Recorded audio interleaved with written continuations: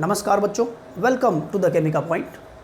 Chemical bonding series की इस next lecture में, सेकंड लेक्चर में हम लोग आज valence shell electron pair repulsion theory के बारे में बात करेंगे। लास्ट लेक्चर में हम लोगों ने ऑक्टेट थियरी में किस तरह से आयोनिक कंपाउंड्स के फॉर्मेशन को एक्सप्लेन किया गया है, किस तरीके से कोवलेंट बॉन्ड के फॉर्मेशन को एक्सप्लेन किया गया है, ये सारी बातें हम लोगों ने लास्ट लेक्चर में सीखी थी।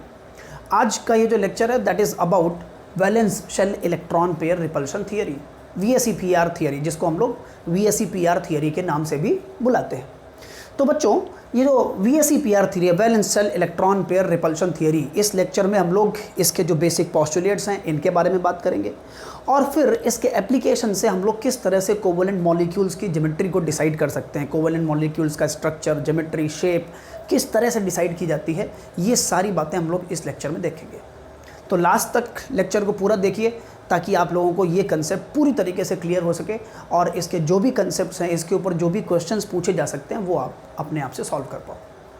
ठीक है, तो बच्चों शुरू करते हैं फिर हम लोग। सबसे पहले valence shell electron pair repulsion theory के कुछ इंपॉर्टेंट पोस्टुलेट्स। तो सबसे पहले देखो यार, जितनी बड़ा इसका नाम है, ये थियरी का नाम ही बड़ा है केवल, और नाम में ही पूरी की पूरी थियरी इंक्लूडेड है। तो क्या बोलती है थियरी है कि वैलेंस शेल इलेक्ट्रॉन पेयर कि मतलब किसी भी मॉलिक्यूल की ज्योमेट्री सिर्फ और सिर्फ वैलेंस शेल में प्रेजेंट इलेक्ट्रॉन्स के बेसिस पर डिसाइड होती है। वैलेंस शेल में किसी में मतलब दो तरीके के इलेक्ट्रॉन्स प्रेजेंट हो सकते हैं, बॉन्डिंग इलेक्ट्रॉन्स प्रेजेंट हो सकते हैं जो बॉन्डिंग में पार्टिसिपेट कर रहे हैं, और नॉन बॉन्डिंग इलेक्ट्रॉन्स प्रेजेंट हो सकते हैं जिनको हम लोग लोन पेयर्स के नाम से भी बुलाते हैं। तो ये दोनों टाइप के इलेक्ट्रॉन सारे के सारे वैलेंस शेल में जो भी इलेक्ट्रॉन्स हैं, चाहे बॉन्डिंग हो या नॉन बॉन्डिंग, ये सब मिल करके किसी भी मॉलिक्यूल की ज्योमेट्री डिसाइड करते हैं। फिर उसके बाद फिर बोला इसने इलेक्ट्रॉन पेयर रिपल्शन थियरी। तो भाई वैलेंस इलेक्ट्रॉन्स में, वैलेंस शेल में जो भी इलेक्ट्रॉन्स प्रेजेंट हैं वो सब एक दूसरे को रिपेल करेंगे और इस रिपल्शन की वजह से मॉलिक्यूल अपने आप को इस तरीके से एडजस्ट करेगा या मॉलिक्यूल अपनी ज्योमेट्री इस तरीके से अडॉप्ट करेगा ताकि इन सभी इलेक्ट्रॉन्स के रिपल्शन को मिनिमाइज किया जा सके। Basic fundamental concept VSEPR theory का बच्चों यही है कि मॉलिक्यूल उस ज्योमेट्री को अडॉप्ट करता है जो कि इस मॉलिक्यूल के अंदर वैलेंस शेल के इलेक्ट्रॉन्स के रिपल्शन को मिनिमाइज कर सके। अब ये रिपल्शन को मिनिमाइज करने का क्या फंडा है, कैसे रिपल्शन को मिनिमाइज किया जाता है? तो भाई देखिए, इसमें हम लोग मान के चलते हैं कि जो इलेक्ट्रॉन पेयर्स हैं वो एक स्फेरिकल शेल के ऊपर डिस्ट्रीब्यूटेड है ना। जो भी एटम, सेंट्रल एटम है, उसमें न्यूक्लियस के चारों तरफ, न्यूक्लियस के अराउंड एक स्फेरिकल शेल बना हुआ है। इस तरीके से ये हम लोगों का एक स्फेरिकल शेल है और स्फेरिकल सरफेस के ऊपर इलेक्ट्रॉन्स का डिस्ट्रीब्यूशन है। ये इस तरीके से इलेक्ट्रॉन्स डिस्ट्रीब्यूटेड होंगे। तो अब इनके बीच का रिपल्शन को हम लोगों को मिनिमाइज करना है और रिपल्शन मिनिमाइज करने का तरीका यही है कि भाई इलेक्ट्रॉन्स के बीच का डिस्टेंस मैक्सिमम होना चाहिए। इलेक्ट्रॉन्स के बीच में भाई क्या है, इलेक्ट्रोस्टैटिक रिपल्सिव फोर्स ही लगेगा and electrostatic repulsive force distance के इन्वर्सली प्रोपोर्शनल होता है। तो इसके अकॉर्डिंग जैसे जैसे डिस्टेंस बढ़ेगी वैसे वैसे रिपल्शन कम होगा और मॉलिक्यूल उसी ज्योमेट्री को अडॉप्ट कर लेगा। अलग अलग तरीके के मॉलिक्यूल में भाई डिस्टेंस को अल्टीमेटली मैक्सिमाइज करना है। अब अलग अलग तरीके के मॉलिक्यूल्स में डिस्टेंस को मैक्सिमाइज करने के लिए डिफरेंट ज्योमेट्रीज ये अडॉप्ट कर सकता है। चौथा अजम्पशन इसका सबसे इंपॉर्टेंट ये भाई, ये मतलब बड़ा इंपॉर्टेंट है, इसमें ये ध्यान रखिएगा कि VSEPR थियरी में चाहे सिंगल बॉन्ड हो या डबल बॉन्ड हो या ट्रिपल बॉन्ड हो, हर एक को हम लोग सिंगल इलेक्ट्रॉन पेयर की तरह ही ट्रीट करते हैं। सभी के सभी इलेक्ट्रॉन्स है ना, मतलब सिंगल बॉन्ड में हालांकि भाई 2 पेयर ऑफ इलेक्ट्रॉन होते हैं, 1 पेयर ऑफ इलेक्ट्रॉन होता है, डबल बॉन्ड में 2 पेयर, ट्रिपल बॉन्ड में 3 पेयर। लेकिन VSEPR थियरी में हम लोग ये मान के चलते हैं कि चाहे किसी भी टाइप का कोवलेंट बॉन्ड हो, सिंगल, डबल, ट्रिपल, हर एक में नंबर ऑफ बॉन्डिंग इलेक्ट्रॉन्स कितने हैं, 1 पेयर ऑफ इलेक्ट्रॉन। बस ये है कि भाई डबल और ट्रिपल बॉन्ड के जो इलेक्ट्रॉन्स हैं उनको हम लोग सुपर पेयर बुला देते हैं। हालांकि सुपर पेयर का कोई मतलब नहीं है, सीधा सा मतलब यही है, आपको ध्यान यही रखना है कि कोई भी इलेक्ट्रॉन हो, चाहे सिंगल बॉन्ड है, डबल बॉन्ड है या ट्रिपल बॉन्ड हो, सब में हम लोग एक ही बॉन्डिंग इलेक्ट्रॉन पेयर को कंसीडर करके चलेंगे। एंड लास्ट अजम्पशन और last postulate of this VSEPR theory कि भाई देखो, 2 तरीके के वैलेंस इलेक्ट्रॉन्स हो सकते हैं, bonding electrons and non bonding electrons या लोन पेयर ऑफ इलेक्ट्रॉन्स। और इनके रिपल्शन का ऑर्डर क्या होता है भाई, lone pair repulsion is maximum, इनके बीच का रिपल्शन स्ट्रॉन्गेस्ट होगा।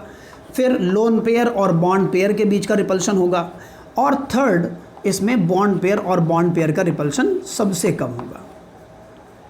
बॉन्ड पेयर रिपल्शन सबसे कम होगा। लोन पेयर सबसे स्ट्रॉन्ग, बॉन्ड पेयर सबसे वीक। ये कुछ इंपॉर्टेंट VSEPR थियरी के पॉस्टुलेट्स हैं। एक बार फिर से हम लोग इनको समराइज कर लेते हैं, लिख करके देख लेते हैं। आप भी भाई ये सब नोट्स बनाते चलिए, ये सब काम आएंगे आपके। तो सबसे पहला इसने बोला कि ज्योमेट्री सिर्फ और सिर्फ वैलेंस इलेक्ट्रॉन्स के बेसिस पर ही डिसाइड होती है। अंदर वाले इलेक्ट्रॉन्स का कोई मतलब ही नहीं, कोई लेना देना नहीं है। जियोमेट्री, किसी भी मॉलिक्यूल की ज्योमेट्री वैलेंस इलेक्ट्रॉन्स के बेसिस पर डिसाइड होगी, decided by valence electrons. Valence electrons बच्चों दोनों तरीके के, बॉन्डिंग इलेक्ट्रॉन भी हो सकता है और नॉन बॉन्डिंग इलेक्ट्रॉन भी हो सकता है, दोनों ही ज्योमेट्री के डिटर्मिनेशन में पार्टिसिपेट करेंगे। फिर उसके बाद फिर दूसरा अजम्पशन कि इलेक्ट्रॉन पेयर्स एक दूसरे को यार डेफिनेटली रिपेल तो करेंगे ही करेंगे। Electron pair repel each other, और रिपेल करने की वजह से मॉलिक्यूल जो है वो ऐसी ज्योमेट्री को अडॉप्ट करेगा, adopts a geometry, molecule adopts a geometry which can minimize this repulsion, which can minimize this repulsion, minimize this repulsion, जो इलेक्ट्रॉन का रिपल्शन है उसको मिनिमाइज किया जा सके, है ना। तो कुल मिलाकर के इस तरीके से डिस्ट्रीब्यूट किया जाता है इलेक्ट्रॉन्स को ताकि उनके बीच का डिस्टेंस मैक्सिमम हो। डिस्टेंस किस बेसिस पर मैक्सिमम भाई, इसमें क्या हम लोगों ने रेडियस फिक्स कर दी है, न्यूक्लियस से इलेक्ट्रॉन की रेडियस हम लोगों ने एक तरीके से फिक्स कर दी है, और उसके बाद फिर इनके बीच का डिस्टेंस मैक्सिमम हम लोगों को करना है, और उसी के बेसिस पर ज्योमेट्री डिसाइड होगी। ठीक है। अब एक पॉइंट जो मैंने आपको बोला बड़ा इंपॉर्टेंट है कि चाहे सिंगल बॉन्ड हो या डबल बॉन्ड हो या फिर ट्रिपल बॉन्ड हो, कोई भी बॉन्ड हो, सिंगल डबल ट्रिपल कोई भी बॉन्ड हो, हम लोग मान के क्या चलते हैं, उसमें सिंगल इलेक्ट्रॉन पेयर ही अज्यूम करके रखा जाता है। हम लोग सिंगल डबल ट्रिपल बॉन्ड चाहे किसी भी टाइप का बॉन्ड हो, सब में मान के क्या चलेंगे कि उनमें एक ही बॉन्डिंग इलेक्ट्रॉन पेयर प्रेजेंट है। और फाइनली लास्ट मैंने आप लोगों को ये बताया, ये आपका लास्ट पॉइंट, कि डिफरेंट टाइप के जो इलेक्ट्रॉन्स हैं, लोन पेयर ऑफ इलेक्ट्रॉन्स मतलब नॉन बॉन्डिंग इलेक्ट्रॉन और बॉन्डिंग इलेक्ट्रॉन्स, इनके बीच के रिपल्शन का ऑर्डर लोन पेयर सबसे ज़्यादा होगा, लोन पेयर बॉन्ड पेयर उससे कम होगा, बॉन्ड पेयर सबसे कम होगा। और भाई कुछ लोगों को जिज्ञासा हो सकती है कि सर ऐसा क्यों हो रहा है, लोन पेयर क्यों ज़्यादा रिपल्शन दे रहा है, बॉन्ड पेयर क्यों कम रिपल्शन दे रहा है। तो इसका बच्चों यार कारण सीधा सा है, देखो लोन पेयर जो है वो नॉन बॉन्डिंग इलेक्ट्रॉन है, नॉन बॉन्डिंग इलेक्ट्रॉन है, मतलब वो एटम के ऊपर ज़्यादा लोकलाइज्ड होगा, वो दो एटम्स के बीच में डिस्ट्रीब्यूट नहीं होने वाला, तो मतलब उसकी सेंट्रल एटम से डिस्टेंस बढ़ने वाली नहीं। इनफैक्ट ये जो लोन पेयर ऑफ इलेक्ट्रॉन है ये सेंट्रल एटम के ऊपर ज़्यादा लोकलाइज्ड है, जबकि बॉन्डिंग इलेक्ट्रॉन्स दोनों एटम्स के बीच में डिस्ट्रीब्यूट हो रहे हैं, मतलब ये थोड़ा सा दूर होंगे एटम से, न्यूक्लियस से थोड़ा सा दूर होंगे। तो आप इस तरीके से मान के चल सकते हो यार कि लोन पेयर का जो स्फेरिकल शेल बनेगा वो एक तरीके से छोटा स्फेरिकल शेल होगा, और बॉन्ड पेयर का जो इलेक्ट्रॉन ये स्फेरिकल शेल बनेगा वो कंपैरेटिवली बड़ा होगा। तो अब भाई क्या है, आप सेम एंगल पर छोटे स्फीयर और बड़े स्फीयर दोनों पर इलेक्ट्रॉन पेयर बना के देख लीजिए। अब आपको साफ साफ समझ में आ जाएगा कि भाई ये जो छोटा स्फीयर है इनके बीच का डिस्टेंस क्या है, कम है, डिस्टेंस कम है इसलिए रिपल्शन ज़्यादा होगा। बड़े स्फीयर में सेम एंगल है लेकिन डिस्टेंस बढ़ गई, और डिस्टेंस बढ़ गई तो इसकी वजह से क्या होगा, रिपल्शन कम हो जाएगा। इसलिए लोन पेयर रिपल्शन स्ट्रॉन्गेस्ट होता है, और बॉन्ड पेयर रिपल्शन मिनिमम होता है। ये कुछ बेसिक पॉस्टुलेट्स हैं VSEPR थियरी के जो आपको ध्यान रखने। हालांकि यार देखो इनके ऊपर स्टेटमेंट बेस्ड क्वेश्चन बन सकता है जिसके चांसेस हालांकि कम है ना, लेकिन इनके अभी हम लोग जब ज्योमेट्री डिसाइड करेंगे तो ये सारे के सारे पॉइंट्स बहुत यूज़फुल होने वाले हैं। इन्हीं के बेसिस पर मॉलिक्यूल की ज्योमेट्री डिसाइड होती है। ठीक है, तो अब हम लोग फिर नेक्स्ट पार्ट पर आ जाते हैं जिसमें कि हम लोग अब मॉलिक्यूल्स की ज्योमेट्री डिसाइड करेंगे, किस तरीके से डिफरेंट टाइप के मॉलिक्यूल्स की ज्योमेट्री डिसाइड होती है। इसको हटा देता हूँ मैं, आप लोगों ने नोट कर ही लिया होगा, वीडियो पॉज करके आप लोग सारे नोट्स बना सकते हैं। ऑल राइट देन, अब कुछ रेगुलर, पहले हम लोग बात करेंगे रेगुलर ज्योमेट्रीज़ के बारे में। रेगुलर ज्योमेट्री मैं बच्चों उसको बोल रहा हूँ जिसमें कि कोई भी लोन पेयर प्रेजेंट नहीं है। स्टार्टिंग में पहले मैं स्टार्ट यहाँ से कर रहा हूँ, ऐसे मॉलिक्यूल्स जिनमें कोई भी लोन पेयर नहीं होता है, सारे के सारे बॉन्ड पेयर प्रेजेंट है, इनको हम लोग रेगुलर ज्योमेट्री या रेगुलर मॉलिक्यूल्स बुलाएंगे। ठीक है, तो भाई सपोज ए हम लोगों का है सेंट्रल एटम और यहाँ पर आएगा टाइप ऑफ मॉलिक्यूल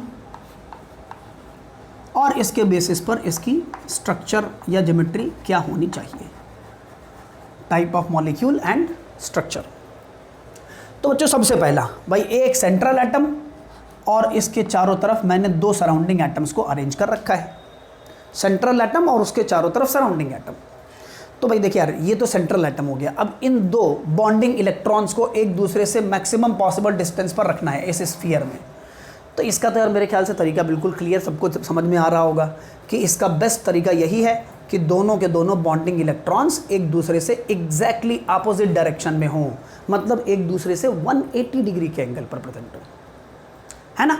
तो Ab2 टाइप का कोई भी मॉलिक्यूल है उसकी ज्योमेट्री लीनियर ही होगी। Ab2 मॉलिक्यूल में ज्योमेट्री लीनियर होगी।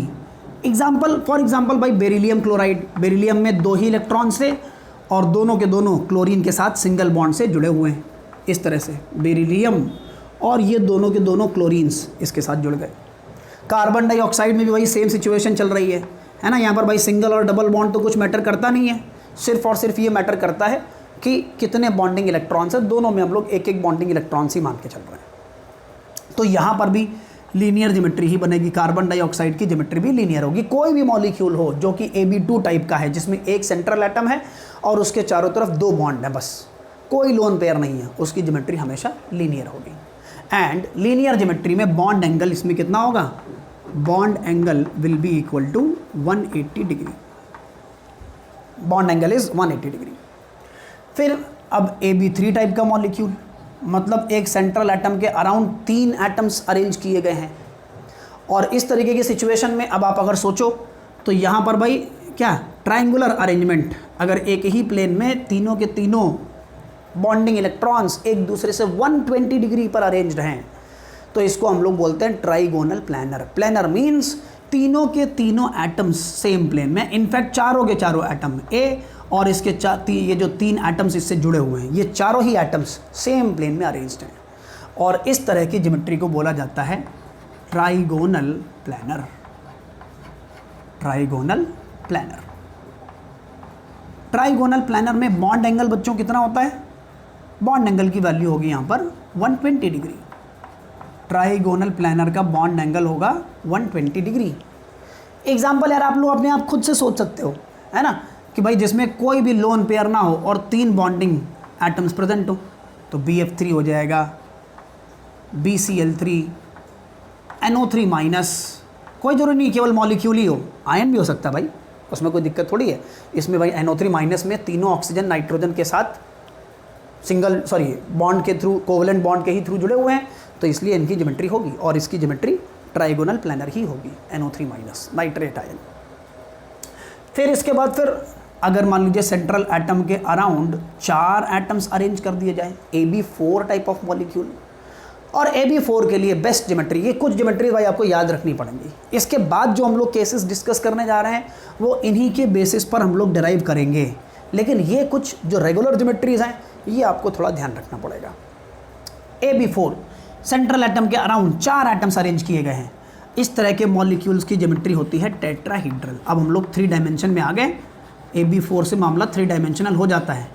टेट्राहीड्रल जिसमें बॉन्ड एंगल कोई भी आप पोजीशन लो, बॉन्ड एंगल की वैल्यू होती है 109 degrees 28 minutes. Bond angle is 109 degrees 28 minutes, है ना। जैसे भाई CH4 मॉलिक्यूल है, मीथेन। मीथेन में कार्बन के चारों तरफ 4 हाइड्रोजन जुड़े हुए हैं, चारों हाइड्रोजन्स, और इनमें से आप कोई भी 2 हाइड्रोजन सिलेक्ट करिए, वो देखने में आपको चाहे कैसे भी लग रहा हो भाई 3 डायमेंशनल है यार, 2 डायमेंशन में एग्जैक्ट तो बन नहीं सकता, है ना, लेकिन आप कोई भी 2 बॉन्ड्स लीजिए, ये दोनों हाइड्रोजन सपोज मैंने लिए, इनके बीच का बॉन्ड एंगल 109 डिग्रीज 28 मिनट्स ही होगा। कोई भी 2 हाइड्रोजन हो, बॉन्ड एंगल की वैल्यू यही रहेगी 109 डिग्रीज 28 मिनट्स।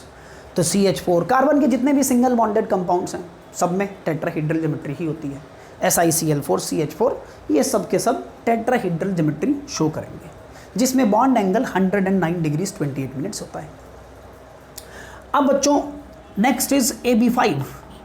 सेंट्रल एटम के चारों तरफ 5 एटम्स अरेंज किए गए हैं, सराउंडिंग एटम्स, और इस तरह के मॉलिक्यूल्स की best optimised geometry is trigonal bipyramidal. Trigonal bipyramidal, TBP जिसको बोला जाता है। और ट्राइगोनल बाईपिरामिडल में भाई देखो, अभी तक हम लोगों ने यार ये जो 3 ज्योमेट्रीज देखी, इनमें सारी की सारी पोजीशंस बिल्कुल आइडेंटिकल थी। यहाँ ऐसी सिचुएशन नहीं है। अब ट्राइगोनल बाईपिरामिडल की जब हम लोग बात करते हैं, भाई यहाँ पर 5 सराउंडिंग एटम्स हैं, उनमें से 3 सराउंडिंग एटम्स सेंट्रल एटम के चारों तरफ बिल्कुल ट्राइगोनल प्लैनर शेप में अरेंज होंगे। जैसा यहाँ पर हम लोगों ने ये AB3 में देखा है, बिल्कुल एग्जैक्टली उसी तरीके से 3 भी एटम एक ट्रायंगुलर शेप में अरेंज होंगे। इनको यदि आप आपस में जोड़ोगे तो एक परफेक्ट इक्विलेटरल ट्रायंगल का फॉर्मेशन होगा। और इसके बाद फिर भाई जो 2 बचे हुए एटम्स हैं वो इस ट्रायंगुलर प्लेन के परपेंडिकुलर, एक इस प्लेन के रिस्पेक्ट में 90 डिग्री पर ऊपर होगा और दूसरा प्लेन के रिस्पेक्ट में नीचे की तरफ 90 डिग्री पर प्रेजेंट होगा। मतलब ये जो भाई दोनों के दोनों प्लेन के ऊपर और नीचे वाली पोजीशंस हैं, इनका इन तीनों ही प्लैनर बॉन्ड्स के साथ एंगल अगर आप देखोगे तो 90 डिग्री का आएगा, है ना, क्योंकि ये प्लेन इस लाइन के परपेंडिकुलर है, तो प्लेन में जितनी भी लाइंस हैं वो सब के सब परपेंडिकुलर ही होंगी। तो ये सब के सब बॉन्ड एंगल कितने हैं, 90 डिग्री के। और ये जो भाई परपेंडिकुलर, प्लेन के परपेंडिकुलर पोजीशन है, इसको हम लोग एक्सियल पोजीशन के नाम से बुलाते हैं, एक्सियल पोजीशन के नाम से। और जो पोजीशंस प्लेन में ही प्रेजेंट हैं, ये तो तीनों की तीनों पोजीशंस, इनको हम लोग बुलाते हैं इक्वेटोरियल पोजीशन। Equatorial position. और इनके बीच में एंगल ट्राइगोनल प्लैनर में ऑलरेडी हम लोगों ने देखा, इनके बीच का एंगल कितना है, 120 डिग्री। और दोनों के दोनों यार जो एक्सियल पोजीशंस हैं उनका आपस में, अब ऑब्वियसली बात है कि भाई आपस में एंगल कितना होगा, 180 डिग्री का होगा। तो कुल मिलाकर के ट्राइगोनल बाईपिरामिडल ज्योमेट्री में 2 तरह की पोजीशंस हैं। एक टाइप की पोजीशन जो कि सेम प्लेन में तीनों के तीनों एटम्स हैं, एक दूसरे से 120 डिग्री के एंगल पर, इनके बीच का बॉन्ड एंगल 120 होगा। और बाकी 2 पोजीशंस इस प्लेन के परपेंडिकुलर, एक प्लेन के ऊपर और दूसरी प्लेन के नीचे की तरफ परपेंडिकुलर पोजीशन 90 डिग्री पर प्रेजेंट रहेगी। इसको बोलते हैं ट्राइगोनल बाईपिरामिडल। एग्जाम्पल भाई अगर आप लेना चाहते हो तो PCl5 ले सकते हैं, बाकी धीरे धीरे हम लोग एग्जाम्पल्स देखेंगे अभी। PCl5। Next is AB6। Central atom के चारों तरफ 6 एटम्स, और इसकी ज्योमेट्री हम लोग बोलते हैं ऑक्टाहीड्रल। और ऑक्टाहीड्रल अगर यार देखा जाए तो एक तरीके से बस केवल क्या, स्क्वायर। ये आपका ट्राइगोनल बाईपिरामिडल था, और AB6 will be square bipyramidal. मतलब इसमें भाई 4 एटम्स, अगर कोई भी 4 एटम्स आप लोगे तो ये सब के सब आपस में मिल करके एक स्क्वायर का फॉर्मेशन कर देंगे। ये 4 पोजीशंस एक ही प्लेन में एक दूसरे से 90 डिग्री के एंगल पर प्रेजेंट हैं। ये पोजीशन है भाई, इनको आप अगर आपस में ज्वाइन करके, वर्टिसेस को ज्वाइन करके ज्योमेट्री देखोगे तो ये क्या बन करके आएगा, स्क्वायर बनेगा। और उसके बाद फिर बाकी दोनों पोजीशंस इस स्क्वायर प्लेनर के परपेंडिकुलर होंगी, एक प्लेन के ऊपर और एक प्लेन के नीचे। लेकिन भाई देखिए इस ज्योमेट्री में एक बात ध्यान रखिएगा, यहाँ पर 2 अलग अलग टाइप की पोजीशंस थी। ऑक्टाहीड्रल में ऐसा कुछ नहीं है। ऑक्टाहीड्रल के 6 के 6 बॉन्ड्स एकदम आइडेंटिकल हैं, एकदम आइडेंटिकल, कोई प्रॉब्लम नहीं है ना। वो देखने में लग रहा होगा कि भाई इन 4 एटम से एक स्क्वायर बना है, बाकी दोनों इसके ऊपर और नीचे हैं तो ये दोनों अलग होंगे, नहीं। आप कोई भी 4 एडजेसेंट एटम ले लीजिए, एक स्क्वायर प्लेन का फॉर्मेशन हो ही जाएगा, है ना। फॉर एग्जांपल यदि हम लोग भाई इस प्लेन के बजाय, इन चारों को जोड़ने के बजाय अगर इन चारों को आपस में जोड़ दें, ये देखिए मैं आपस में इनको जोड़ रहा हूँ, इन चारों को अगर आपस में जोड़ दिया जाए, इस तरीके से इसको भी मैंने जोड़ दिया और इसको भी आपस में जोड़ दिया, तो ये क्या, अगेन इन चारों से भी एक स्क्वायर का ही फॉर्मेशन होगा। और फिर बाकी की दोनों पोजीशंस इस स्क्वायर के परपेंडिकुलर होंगी, 90 डिग्री के एंगल पर होंगी। तो ऐसा कुछ नहीं यार, वो देखने में ऐसा लग रहा है केवल कि 4 एक स्क्वायर में है, बाकी दोनों ऊपर नीचे हैं, तो ये दोनों अलग नहीं है, क्योंकि किन्हीं भी चार एडजेसेंट एटम्स को आपस में आप जोड़ोगे तो एक स्क्वायर प्लेन का फॉर्मेशन होगा और बाकी दोनों पोजीशन इसके रिस्पेक्ट में फिर 90 डिग्री पर होंगी। इस ज्योमेट्री को हम लोग बोलते हैं ऑक्टाहेड्रल ज्योमेट्री। किसी भी एक पोजीशन के रिस्पेक्ट में बाकी सब के सब बॉन्ड एंगल्स 90 डिग्री पर हैं और एक बॉन्ड एंगल इसके रिस्पेक्ट में 180 डिग्री के एंगल पर प्रेजेंट होगा। This geometry is called as octahedral. इसमें एग्जांपल भाई आपको लेना है SF6 का एग्जांपल ले लो। सल्फर के पास 6 इलेक्ट्रॉन थे, 6 के 6 फ्लोरीन के साथ बॉन्डिंग में लगे हैं, कोई लोन पेयर है नहीं, AB6 टाइप का मॉलिक्यूल है, ज्योमेट्री ऑक्टाहेड्रल होगी। And finally one more category of compound that is AB7। Central atom के चारों तरफ 7 बॉन्डिंग इलेक्ट्रॉन्स हैं, इसमें 7 बॉन्डिंग इलेक्ट्रॉन्स, और इस तरह की ज्योमेट्री को हम लोग बुलाते हैं पेंटागोनल बाइपिरामिडल। इनसे जो ज्योमेट्री बनेगी that will be pentagonal bipyramidal.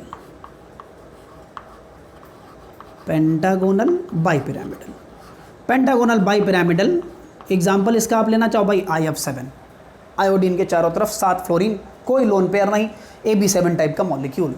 और बाकी इसको अगर भाई विजुलाइज करना है तो क्या यहाँ पर 5 एटम सेंट्रल एटम के चारों तरफ कनेक्ट होकर के एक पेंटागन बनाएंगे कुछ इस तरीके से। ये भाई सराउंडिंग एटम्स अगर बना लिए जाए पहले, ये हो गए आपके 5 surrounding atoms B B B B B। ये भाई मैं बॉन्ड नहीं बना रहा हूँ, ये केवल ज्योमेट्री बनाई जा रही है। ये सब के सब बॉन्ड तो भाई A के साथ बना हुआ है इनका केवल। और उसके बाद फिर बाकी दोनों पोजीशंस इस प्लेन के परपेंडिकुलर होंगी। एक मान लीजिए भाई ये आपकी परपेंडिकुलर पोजीशन है, ये हो गया आपका एक परपेंडिकुलर पोजीशन, और दूसरा इसके रिस्पेक्ट में दूसरी परपेंडिकुलर पोजीशन पर इस तरह से होगा। इस तरह की ज्योमेट्री को हम लोग बोलते हैं पेंटागोनल बाइपिरामिडल, है ना।